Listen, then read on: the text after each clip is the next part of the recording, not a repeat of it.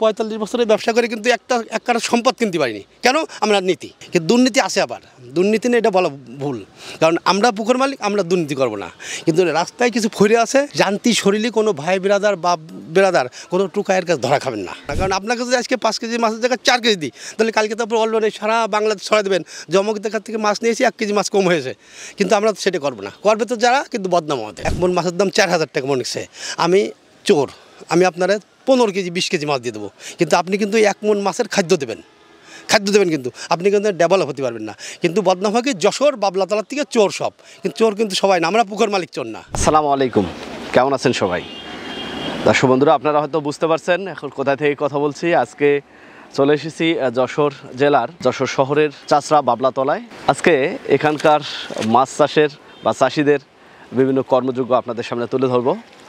আমরা একবারে এই চাচরার যে মজুদ পুকুর রয়েছে সেই পুকুরগুলোর মাঝখানে দাঁড়িয়ে কথা বলছি। এখানে অসংখ্য পুকুর রয়েছে, এখানে অসংখ্য উদ্যোক্তাও রয়েছে। তারা নিজেরা এই পুকুরগুলোর লিজ নিয়ে এই যে ছোট ছোট এরকম ঘর করেছেন, এগুলোতে তারা থাকেন এবং এখানে থেকে তারা মাছের পোনাগুলো মজুত করে এই যে বাজার পাশে এখানে তারা এগুলো বিক্রি করেন। এই চাচরার কৃষক, চাষি এবং উদ্যোক্তা যারা রয়েছে তাদের সাথে কথা বলে তাদের এই মাছ চাষের ইতিহাস বা গল্পটি আপনাদের সামনে তুলে ধরবো। কীভাবে কতদিন আগে এই ব্যবসা শুরু হয়েছে এবং এখন তারা কেমন রয়েছেন, কারা এগুলোতে যুক্ত হচ্ছে, কতজন মানুষের কর্মসংস্থান হচ্ছে এবং এই মাছগুলো কারা নিচ্ছে, কোথায় যাচ্ছে, যারা নিয়ে যাচ্ছে তারা আবার কেমন এখান থেকে সুফল পাচ্ছে, সেসব বিষয়ে আজকের প্রতিবেদনের মাধ্যমে তুলে ধরার চেষ্টা করবো। আশা করছি যারা মাছ চাষ করতে চান বা মৎস্যপ্রেমী রয়েছেন তাদের জন্য ভিডিওটি গুরুত্বপূর্ণ হবে, যার কারণে ভিডিওটি না টেনে পুরোটি দেখবেন। চলুন শুরু করা যাক।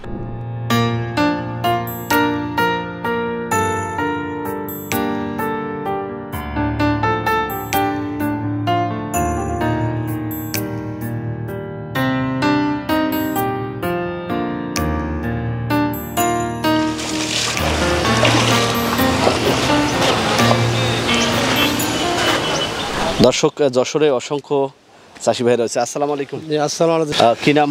আমার নাম ইবাদত। জি আলী। এখানে আমার হাপা কাটাই করতেছি। আমার নিজস্ব মাছ 3-4 রকম মাছ আছে। কত বছর এই ব্যবসা? আমার এই 45-46 বছর। 46 বছর, মানে হয়তো বয়স একবারে ছোটবেলা। হ্যাঁ, হাফ প্যান্টে 15 থেকে এই ব্যবসা আমার।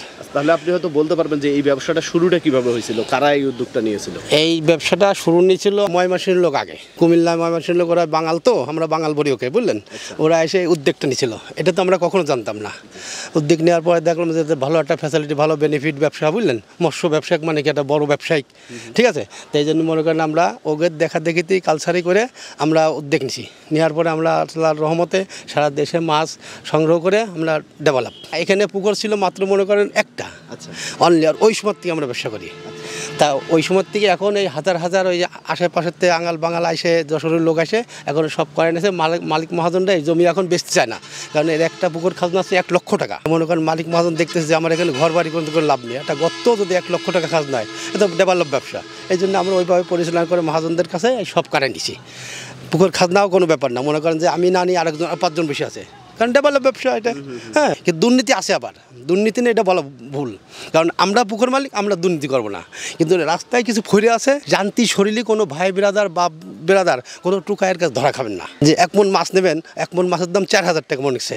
আমি চোর, আমি আপনারা 15 কেজি 20 কেজি মাছ দিয়ে দেবো, কিন্তু আপনি কিন্তু 1 মণ মাছের খাদ্য দেবেন, কিন্তু আপনি কিন্তু ডেভেলপ হতে পারবেন না। কিন্তু বদনাম হয় কি, যশোর বাবলাতলার থেকে চোর সব, কিন্তু চোর কিন্তু সবাই না, আমরা পুকুর মালিক চোর না, চোর হচ্ছে রাস্তার মালিক। আমরা দেখেন এই 45 বছরের ব্যবসা করে কিন্তু এক কারো সম্পদ কিনতে পারিনি। কেন? আমরা নীতি। কারণ আপনাকে যদি আজকে 5 কেজি মাছের জায়গায় 4 কেজি দিই, তাহলে কালকে তো আপনি অলরেডি সারা বাংলাদেশ ছড়া দেবেন জমকের কাছ থেকে মাছ নিয়েছি 1 কেজি মাছ কম হয়েছে।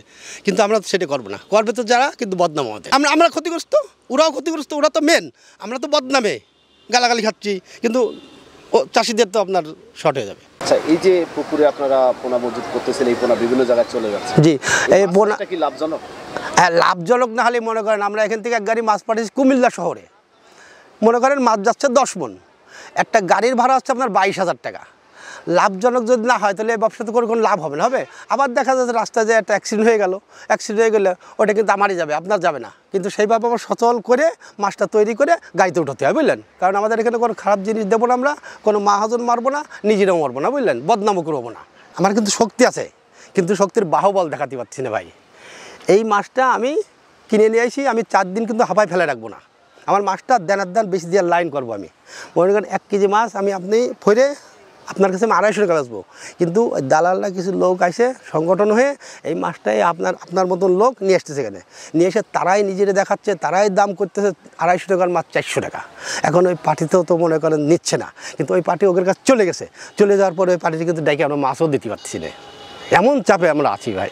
দর্শক, এই চাষরার বাবলাতলায় অসংখ্য পুকুর রয়েছে, অসংখ্য চাষিরা রয়েছে।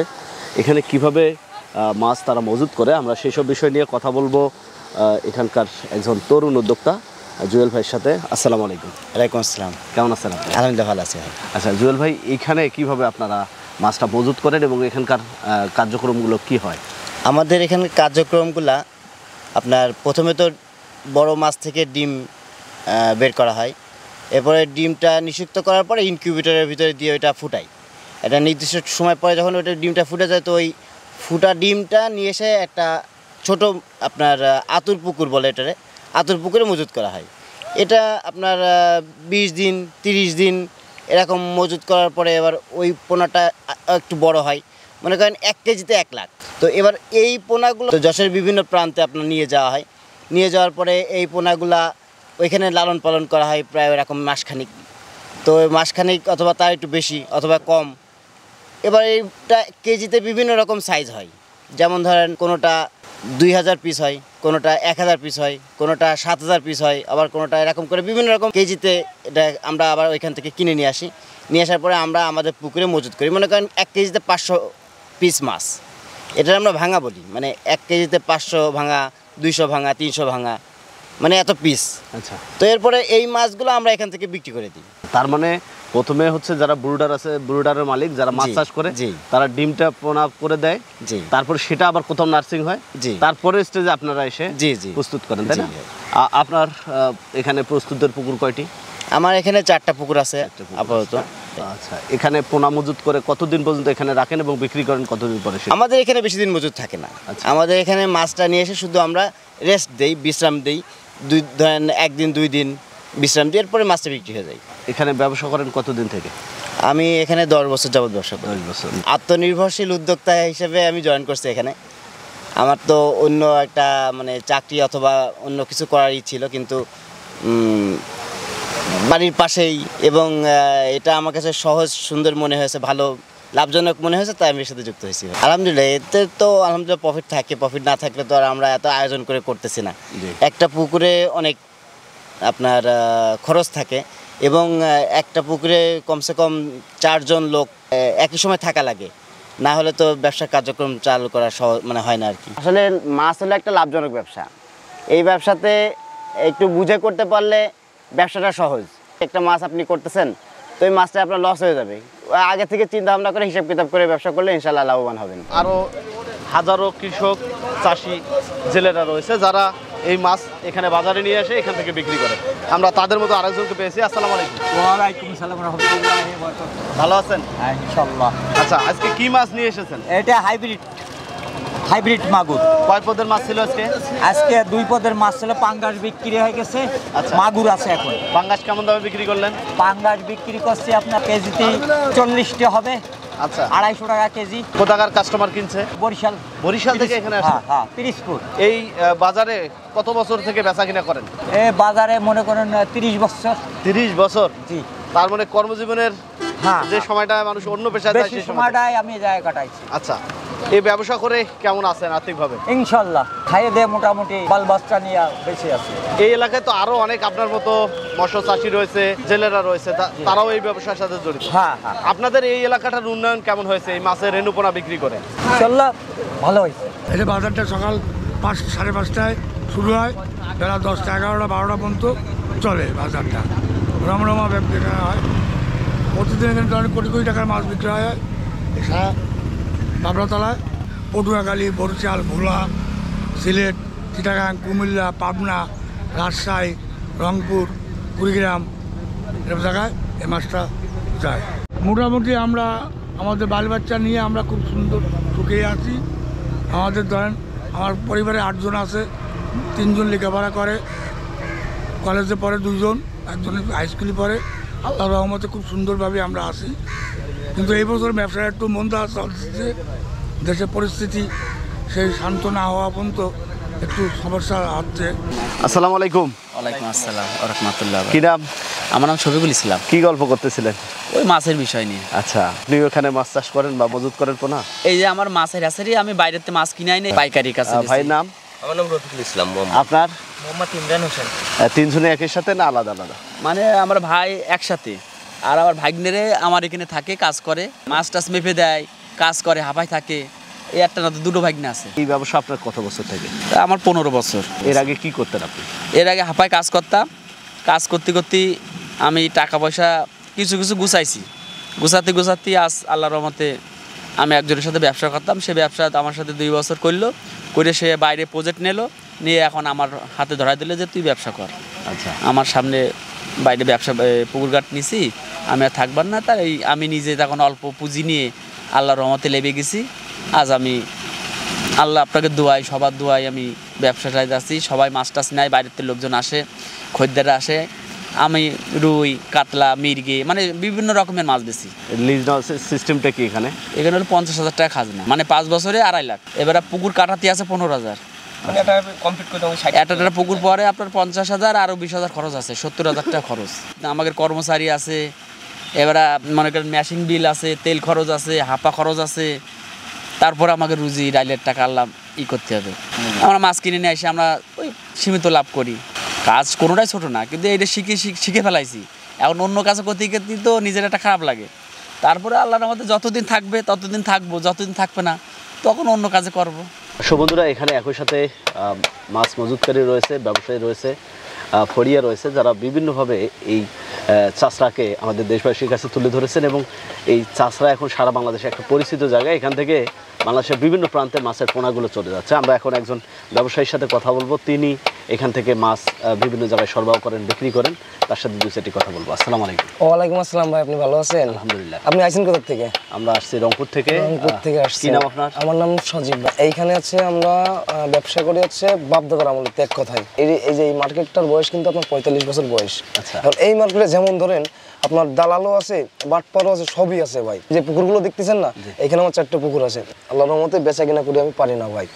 আপনাদের এখানে কি কি মাছের পোনা পাওয়া যায়? আমাদের এইখানে এখন হচ্ছে পুরো সিজন, পুরো দমে এখন কিন্তু সিজন। এখন আল্লাহর রহমতে সকল প্রকারের মাছ, যেমন ধরেন ভালো জাতের মাছ, G3 রুই, হালদা নদীর কাতল, ব্লাড কাপ আছে, কুরাল আছে, চিতল আছে, দেশি শিং আছে। মানে যেমন যে মাছ নেবেন সেই মাছে আমরা ইনশাল্লাহ দিতে পারবো ভাই। এটা তো ক্যাটফিশের মধ্যে বললেন, বাংলা মাছের মধ্যে? বাংলা মাছ মনোসেক্স তেলাপিয়া 1 নম্বরে আছে। আপনার হচ্ছে সকল প্রকার রুই, মির্গে, সিলভার, কাতল, ব্রিকেট। আর যশোরের একটা সুনাম আছে ভাই, সবচেয়ে বড় কথা যশোরের একটা সুনাম আছে। আমাদের এইখানের একটা বুরুট আছে, না হলে আপনার হচ্ছে 8 kg, 7 kg, 10 kg, 14 kg, 15 kg, 40 কেজিও ব্লাড কাপ। 40 কেজি যে ব্লাড কাপ আছে না, 40 কেজি বুরুট, মানে মা মাছ যদি ভালো হয় আপনার কিন্তু ছাও ভালো হবে। আচ্ছা, আমার কথা বুঝছেন তো? যদি কোনো ভাই মাছ নেয় তো সে ভালো জাতের মাছটা নেয় ভাই, কারণ তার কিন্তু একটা স্বপ্ন দেখা যাচ্ছে। যেমন প্রত্যেকটা মানুষের টাকার কিন্তু দাম আছে ভাই। আমার টাকারও দাম আছে, আপনার টাকারও দাম আছে। আপনি চাবেন কি আমি ইনভেস্ট করে আমি কিন্তু ভালো একটা মানে মুনাফা আয় করব।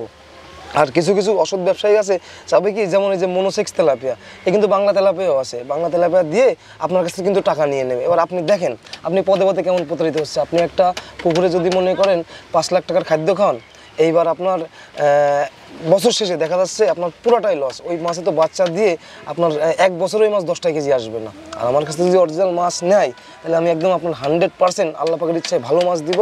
আমার নাম বলা লাগবে, আমার নাম অন্তত বলা লাগবে যে সজীব ভাইয়ের কাছে মাছ নিয়েছিলাম অরিজিনাল মনোসেক্সটা। আচ্ছা সজীব ভাই, এখান থেকে পরিবহনটা আপনারা কিভাবে করেন? এখান থেকে পরিবহন দেখলেন না যে অ্যাভেলেবেল মানে গাড়ি, আমরা কিন্তু এখানে কারো ডাকি না। আমাদের এখানে মার্কেটে সুনাম আছে, মানে সারা বাংলাদেশে তো আমাদের এখানে লোক চলে আসে। এখন হয়তো একটু ধান কাটা পড়তেছে বলে এখন একটু কম লোক আসে, হ্যাঁ, সারা বাংলাদেশে লোক চলে আসে।